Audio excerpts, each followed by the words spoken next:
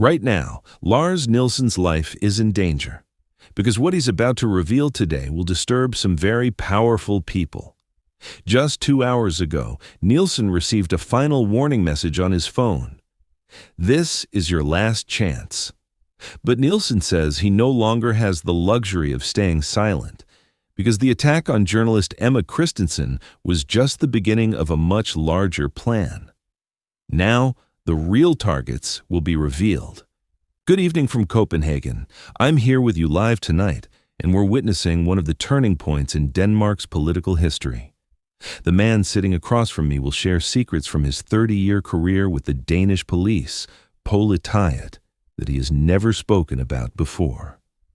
Lars Nielsen, former Copenhagen police director, a man who has led dozens of counterterrorism operations and served during the kingdom's most critical periods. But today, he has chosen to serve his conscience rather than the state. Because 5 days ago, the attack on DR television journalist Emma Kristensen broke Nielsen's 30-year silence, and now he may pay the price for this silence. Lars, can you read the message you received 2 hours ago? Lars, this is your last chance. If you speak today, tomorrow you'll be in Emma's place. Think about your family. Who sent you this message? I know who sent it. But more importantly, I know that I no longer care. Because what happened to Emma Kristensen was not a coincidence. It was planned. And I know the people who prepared this plan. So what was this plan? And what exactly was Emma Kristensen pursuing? Emma had been investigating the Rengøringsholdet, clean hands operation for 3 years. You know, that major corruption operation? According to official records, 500 million kroner in public damages were identified, over 200 people were detained, and justice was served. But the truth is very different. How different? The Clean Hands operation was conducted to protect the real criminals. Yes, you heard correctly. 200 people were arrested, but 180 of them were innocent. The real big fish were behind the operation. This is a very serious allegation. It's not an allegation, it's a documented fact. Look at what I have here. This is the minutes of a secret meeting held at Christiansborg in 2019, 6 months before the Clean Hands operation. Participants: Deputy Interior Minister Jens Thorvald, Police General Director Mads Bjørnsen, Copenhagen Police Director Sven Andersen, and myself. What was discussed at this meeting? Which names would be protected? Which names would be sacrificed? Emma Kristensen had audio recordings of this meeting. Audio recordings? A recording device was hidden on the table in the meeting room. We knew there was an informant among us, but we couldn't figure out who. We learned 3 years later that there was no informant. Emma Kristensen had entered Christiansborg disguised as a cleaning staff member and planted that device. So Emma Kristensen was the person we'd been looking for 3 years. And we stayed silent until we found her. But she found us. What was in these audio recordings? Names, very dangerous names. Names of some of those currently governing this kingdom. Who are they? Deputy Minister Jens Thorvald said at the meeting, "Store træer giver store skygger. Vi skal beskytte rødderne og fjerne grenene. Big trees cast big shadows. We will protect the roots and remove the branches." What do you mean by roots and branches? Roots are the big names at the top of the system. Branches are the lower-level people who work on their behalf. In the Clean Hands operation, only the branches were cut. The roots were protected. So who are among these roots? 3 currently serving ministers, 12 Folketing members, 4 major holding company owners, 2 media bosses, and 5 people very close to the then Prime Minister. Who are these names? I can't reveal them yet, because... Excuse me, this number, I don't recognize it. Hello? Lars, nok nok, look det program. Lars, enough is enough. Shut down that program. Who's calling you? I don't know, but I think I need to reveal what I know, because these threats don't mean I'm going to stay silent. How did the attack on Emma Kristensen take place? Here are the documents we have proving the attack was planned. Emma Kristensen had announced 3 months ago that she decided to broadcast the audio recordings on DR. Not just to us, but to the other people mentioned in the recordings. So was Emma Kristensen doing some kind of blackmail? Number what she was doing as a journalist was reporting news.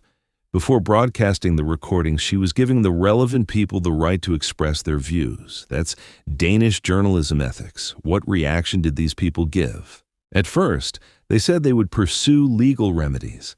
Later, they claimed the recordings were fake. But Emma proved the authenticity of the recordings with technical analysis reports from DTU, Technical University of Denmark. What happened next? 3 weeks ago, another secret meeting was held. This time, I wasn't invited. But I had a friend who conveyed to me what was discussed at the meeting. Who was this friend? Police General Director Mads Bjornsen, my friend of 20 years. His conscience wasn't at ease. What was decided at this meeting? Silencing Emma Kristensen. Physically. You mean killing her? Number something more sinister. She would be attacked, but she wouldn't die. She would be scared, traumatized, maybe even lose her mental health. This way, the recordings would be unreliable and the journalist would be portrayed as an unstable person. Who prepared this plan? Jens Thorvald's special advisor, Erik Carlson. This man was an expert in psychological operations. He had profiled Emma Kristensen's personality and calculated how she could be broken. How was the attack organized? Emma Kristensen's daily visits to Fælledparken were identified. For 3 weeks, the attacker went to the same park and learned Emma's routines. On the attack day, he assaulted her at her usual exit time from the jogging path. Who was the attacker? According to official records, someone named Klaus Mortensen, who had previous assault charges.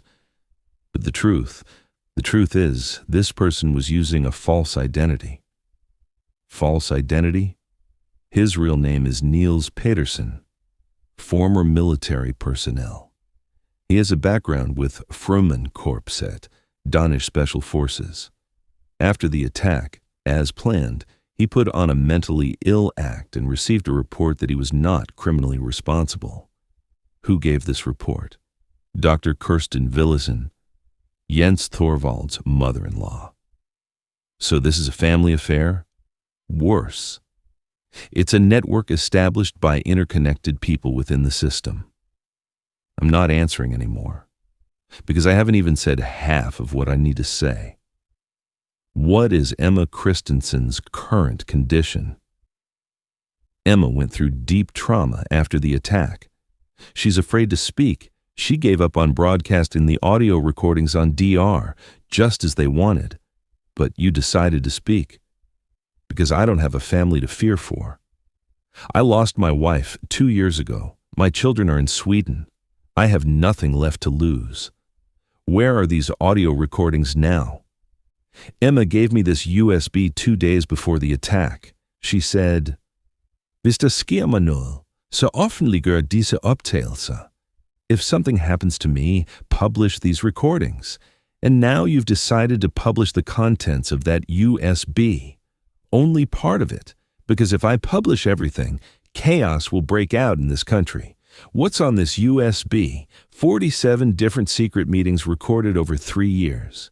These meetings discuss which public tenders will be given to whom, how certain court decisions will be made, how certain media outlets will be silenced. These are very dangerous information. I haven't said the most dangerous part yet. What is it? In these recordings, 12 people who died in the last 3 years are mentioned. All of them were people defined as problems in these secret meetings. So these people didn't die of natural causes. Among them are 2 journalists, 1 judge, 3 bureaucrats, 4 business people, 1 academic, and 1 civil society organization leader. This sounds like a huge conspiracy theory. It's not a theory. It's real. This USB contains plans for how each of them would be eliminated. Who was making these plans? A group of 7 people led by Jens Thorvald. They called themselves Rengøringsholdet, the cleaning team. The cleaning team? Yes, because according to them, they were cleaning this country by eliminating disturbing people. Who are these 7 people? Jens Thorvald, coordinator; Erik Carlson, planning; Dr. Kirsten Willesen, medical support; police director Sven Andersen, security; prosecutor Hella Rasmussen, legal protection; media boss Thomas Olsen, public relations, and one more person. Who is that? Someone from the highest level of those currently governing this kingdom. Who is it? I can't say yet, because my documents about this aren't sufficient. But in a few days, I'll have concrete evidence. This time it's a different number. Hello? Lars? Jeg Emma Kristensens advokat, Michael Hansen. Jeg skal tale med dig med det samme. Lars, I'm Emma Kristensens lawyer, Michael Hansen. I need to speak with you immediately. Go ahead, we're live. Emma ligger på hospitalet. For en halv time siden forsøgte ukendte personer at kidnappe hende. Emma is in the hospital. Half an hour ago, unknown persons tried to kidnap her. Hvad? What? Politiet kom, men det var for sent. Emma er nu på intensiv afdeling. Hun er i meget dårlig tilstand. The police came, but it was too late. Emma is now in intensive care. She's in very bad condition. What does this mean? This means my life is also in danger. But there's no turning back now. Here is Emma Kristensen's last message to me. She says, Hvis der sker mig noget, så åbn rød-mappen på USB'et. If something happens to me, definitely open the red folder on the USB. What's in this red folder? We'll see now. Here it is. Roadmap, red folder. There are 3 audio files inside. This is a conversation from 2 months ago. Jens Thorvalds voice. Emma Kristensen-problemet skal løses. Hun er kommet for tæt på. På næste møde træffer vi den endelige beslutning om hende. The Emma Kristensen-problem must be solved. She has come too close. At the next meeting, we will make the final decision about her. Dr. Kirsten, du skal være klar efter angrebet. Vi skal bruge den rapport om, at Emmas mentale tilstand ikke er i orden. Dr. Kirsten, you must be ready after the attack. We will need a report that Emma's mental state is not in order. Mediation Thomas, du skal også være klar. Der kommer historier om, at Emma ikke er pålidelig. Media owner Thomas, you must also be ready. There will be stories that Emma is not reliable. Here's the truth. Emma Kristensen's attack was planned by these people. What will happen now? Now, I will hand over all the recordings on this USB to the authorities. But first, you should know these truths. This is a very brave decision. It's not courage, it's necessity. Because if these truths don't come out, more people like Emma Kristensen will be harmed. How will your security be ensured after these statements? I don't know, but I know one thing. Sandheden stärkere än Frucht. Truth is stronger than fear. Finally, what would you like to say to our viewers? Emma Kristensen was just a journalist.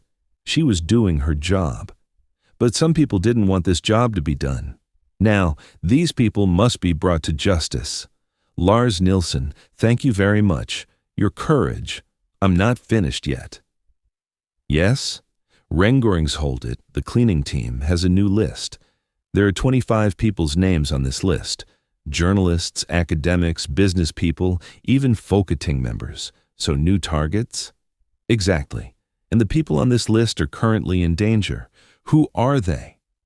Tomorrow at the same time I will reveal the names on this list, because these people need to protect themselves. What about you? Are you sure you'll be safe tomorrow? Number 8. But like Emma Kristensen, I don't have the luxury of staying silent. Lars Nielsen, thank you very much. Tomorrow at the same time we will continue. For you, let your viewers know this. Sandheden kommer altid op til overfladen, nogle gange forsinket, men den forsvinder aldrig. Truth always comes to the surface, sometimes delayed, but it never disappears.